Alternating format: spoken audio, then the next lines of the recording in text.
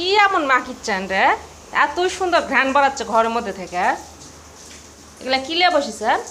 দেখো এখানে এটা হচ্ছে চাউলের গুঁড়া, এটা হচ্ছে গুড়, নারিকেল, তিলের গুঁড়া, বাদামের গুঁড়া সম্পূর্ণ দিয়ে এখানে একটা সুন্দর একটা খাবার তৈরি করব। একে বলে তিল চাউল নারকেলের ছাতু।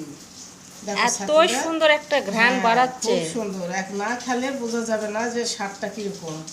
দেখেন আমি এরকম করে তৈরি করছি, আপনারা বাসায় তৈরি করবেন। জিনিসটা খুব খাবারের সুস্বাদু এবং ভালো লাগবে।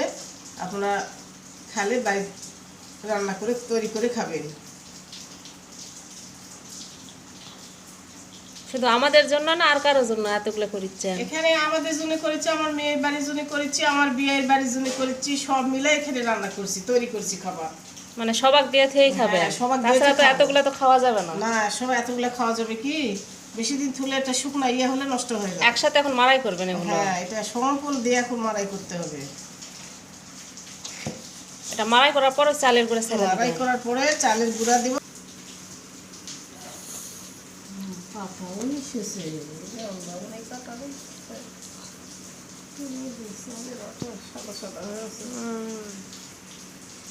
তো এইভাবে মারাই করে রেখে দিবে খাওয়ার জন্য।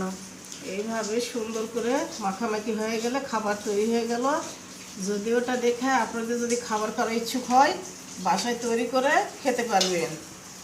আল্লাহ হাফেজ।